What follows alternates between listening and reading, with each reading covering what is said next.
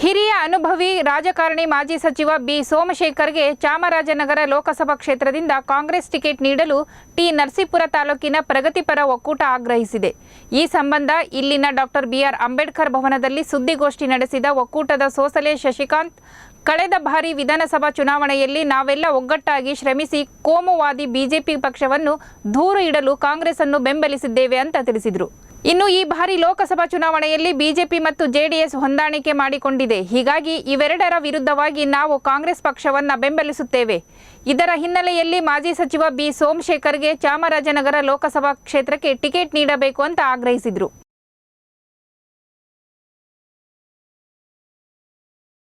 ದೇಶದಲ್ಲಿ ಧರ್ಮಗಳ ನಡುವೆ ದ್ವೇಷವನ್ನು ಉಂಟು ಮಾಡಿ ಯುವ ಸಮುದಾಯವನ್ನು ಧಾರ್ಮಿಕವಾಗಿ ದುರ್ಬಳಕೆ ಮಾಡಿಕೊಳ್ತಾ ಅವರಲ್ಲಿ ಧರ್ಮದ ವಿಷಬೀಜವನ್ನು ಬಿತ್ತುವ ಮುಖಾಂತರ ಇನ್ನೊಂದು ಧರ್ಮವನ್ನು ನೇರವಾಗಿ ವಿರೋಧ ಮಾಡುವಂಥದ್ದು, ಗಲಾಟೆ ಘರ್ಷಣೆಗಳನ್ನು ಮಾಡುವಂಥದ್ದು, ಒಂದು ಸಮುದಾಯ ಇನ್ನೊಂದು ಸಮುದಾಯದ ಮೇಲೆ ಎತ್ತಿಕಟ್ಟಿ ಅದರಿಂದ ರಾಜಕೀಯ ಲಾಭ ಮಾಡಿಕೊಳ್ಳುವಂತಹ ಒಂದು ವ್ಯವಸ್ಥಿತ ಪಿತೂರಿಯನ್ನು ಏನು ಅಜೆಂಡಾವನ್ನು RSS ಮತ್ತು BJP ಹೊಂದಿದೆ, ಇವತ್ತು ಅದು ದೇಶದಲ್ಲಿ ಅತಿ ಹೆಚ್ಚಿನ ಸಂಖ್ಯೆಯಲ್ಲಿ ನಡೀತಾ ಇರೋದ್ರಿಂದ ದೇಶದಲ್ಲಿ ಅರಾಜಕತೆ ಉಂಟಾಗಿದೆ.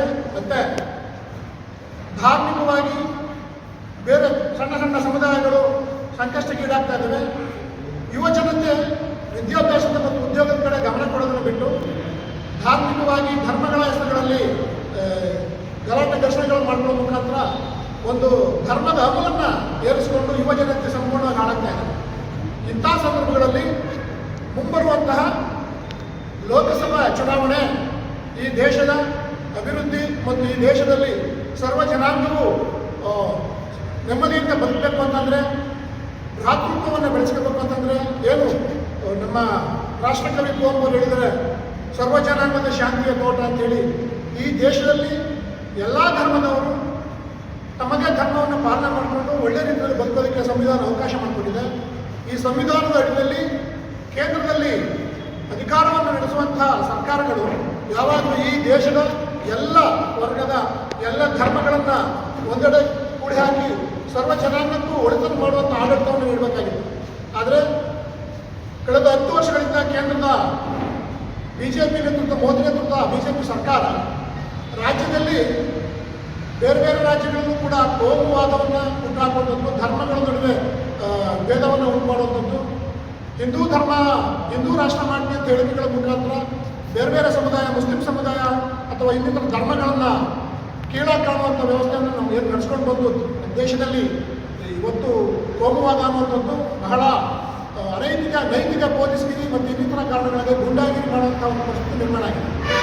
ಇಂಥ ಸಂದರ್ಭದಲ್ಲಿ ದೇಶದಲ್ಲಿ ಒಂದು ಉತ್ತಮವಾದ ಸರ್ಕಾರ ಬರಬೇಕು, ಎಲ್ಲ ಧರ್ಮಗಳನ್ನು ಸಮಾನವಾಗಿ ಕಾಣಲು ಸಾಮಾಜಿಕ ನ್ಯಾಯವನ್ನು ನೀಡುವಂಥ ಅಧಿಕಾರವನ್ನು ನೀಡುವಂಥ ಸರ್ಕಾರಗಳು ಬರಬೇಕು ಅನ್ನೋ ದೃಷ್ಟಿಯಿಂದ ಪ್ರಗತಿಪರ ಮತ್ತು ದಲಿತ ಸಂಘಟನೆಗಳು ಸಾಕಷ್ಟು ಹೋರಾಟವನ್ನು ಮಾಡ್ಕೊಂಡು ಬಂದಿದ್ದಾವೆ.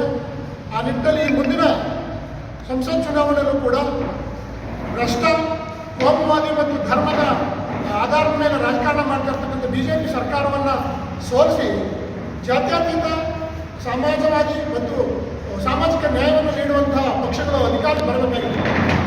ಆ ಕಾರಣಕ್ಕಾಗಿ ಉತ್ತಮವಾದಂಥ ಅಭ್ಯರ್ಥಿಗಳನ್ನು ಆಯ್ಕೆ ಮಾಡುವಂಥ ಜವಾಬ್ದಾರಿ ಇವತ್ತು ಪ್ರಜ್ಞಾವಂತ ಮತ್ತು ಸಾಮಾಜಿಕ ನ್ಯಾಯದ ಪರ ಇರತಕ್ಕಂಥ ಜನರ ಮನಸ್ಥಿತಿಯಾಗಿ ಆಗಿರಬೇಕಾಗಿದೆ. ಆ ಕಾರಣಕ್ಕಾಗಿ ಇವತ್ತು ಏನು ಚಾಮರಾಜನಗರ ಲೋಕಸಭಾ ಕ್ಷೇತ್ರದಲ್ಲಿ ಹಲವಾರು ಅಭ್ಯರ್ಥಿಗಳು ಇವತ್ತು ವಿವಿಧ ಪಕ್ಷಗಳ ಮುಖಾಂತರ ಆಕಾಂಕ್ಷಿಗಳಾಗಿ ಕೆಲಸ ಓಡಾಡ್ತಾ ಇದ್ದಾರೆ.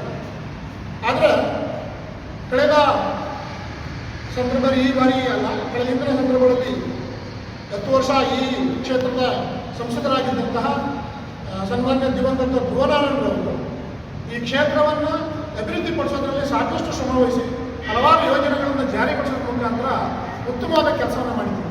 ಜೊತೆಗೆ ಕ್ಷೇತ್ರದ ಯಾವುದೇ ಜನರು ಅವ್ರ ಬಳಿ ಹೋದಾಗ ಅವ್ರ ಸಮಸ್ಯೆಗಳನ್ನು ಕೂತು ಆಲಿಸಿ ಬಗೆಹರಿಸುವಂಥ ಸಮಸ್ಯೆಗಳಿದ್ರೆ ಅಲ್ಲ ಕ್ಷಣದಲ್ಲೇ ಬಗೆಹರಿಸಿ, ಇಲ್ಲ ಅಂತಂದರೆ ಪರ್ಯಾಯ ಮಾರ್ಗಗಳನ್ನು ಸೂಚಿಸೋ ಮುಖಾಂತರ ಜನಾನುರಾಗಿ ಕೆಲಸ ಮಾಡಿದ್ವಿ. ಇವಾಗಲೂ ಕೂಡ ನಾವು ಅಂತಹದೇ ಒಬ್ಬ ನಾಯಕ ಈ ಕ್ಷೇತ್ರದಲ್ಲಿ, ಚಾಮರಾಜನಗರ ಲೋಕಸಭಾ ಕ್ಷೇತ್ರದಲ್ಲಿ ಅಭ್ಯರ್ಥಿ ಆಗಬೇಕು ಅನ್ನೋದು ನಮ್ಮೆಲ್ಲರ ಒಂದು ಬಯಕೆ. ಆ ನಿಟ್ಟಿನಲ್ಲಿ ಇವತ್ತು ನಾವು ದಲಿತ ಮತ್ತು ಪ್ರಗತಿಪರ ಸಂಘಟನೆಗಳು ಏನು ಸಮಾಜದ ಬಗ್ಗೆ ಒಳ್ಳೆಯ ಕಳಕಳಿ ಇಟ್ಕೊಂಡು ಸಾಮಾಜಿಕ ನ್ಯಾಯದ ಪರವಾಗಿರ್ತಕ್ಕಂಥ ಮನಸ್ಥಿತಿ ಮುಖಂಡರುಗಳು ಲೋಕಸಭಾ ಚುನಾವಣೆಯಲ್ಲಿ ಬಿಜೆಪಿ ಅಭ್ಯರ್ಥಿಯನ್ನು ಸೋಲಿಸಬೇಕಾಗಿದೆ. ಆ ಕಾರಣಕ್ಕಾಗಿ ಕಾಂಗ್ರೆಸ್ಸಿಂದ ಈಗ ಬಿಜೆಪಿಗೆ ಪರ್ಯಾಯವಾಗಿ ಬೇರೆ ಪಕ್ಷಗಳಿಲ್ಲ. ಈಗ ಆಲ್ರೆಡಿ ಬಿಜೆಪಿ ಜೊತೆ JDS ಹೊಂದಾಣಿಕೆ ಮಾಡಿಕೊಂಡಿರೋದ್ರಿಂದ ಪ್ರಬಲ ವಿರೋಧ ಪಕ್ಷ ಈಗ ಅಂತಂದ್ರೆ ಬಿಜೆಪಿಗೆ ಕಾಂಗ್ರೆಸ್. ಆ ಕಾರಣಕ್ಕಾಗಿ ಕಾಂಗ್ರೆಸ್ಸಿಂದ ಅಭ್ಯರ್ಥಿಯನ್ನಾಗಿ ಮಾಡುವಂಥ ಸಂದರ್ಭಗಳಲ್ಲಿ ಇದುವರೆಗೂ ಬೇರೆ ಬೇರೆ ಲಾಭಿಗಳನ್ನ ಮಾಡಿಕೊಂಡು ಬೇರೆ ಬೇರೆ ಕಾರಣಗಳಿಗೆ ಹೈಕಮಾಂಡ್ನ ಹೋಲಿಕೆ ಮಾಡಿಕೊಂಡು ಅಭ್ಯರ್ಥಿಗಳಾಗಿ ಬರ್ತಿದ್ರು, ಅವ್ರ ಪರವಾಗಿ ಜನ ಕೆಲಸ ಮಾಡ್ತಾರೆ. ಆದರೆ ಇವತ್ತು ಪರಿಸ್ಥಿತಿ ಬದಲಾಗಿದೆ. ಅವ್ರು ಯಾರೇ ಅಭ್ಯರ್ಥಿ ಹಾಕಿದ್ರು ನಾವು ಅವರು BJP ವಿರುದ್ಧ ನಮಗೋಸ್ಕರ ನಾವು ಓಟ್ ಹಾಕುವಂಥ ಪರಿಸ್ಥಿತಿ ನಿರ್ಮಾಣ ಆಗಿದೆ. ಸೊ ಅದು ಹೋಗಬೇಕು.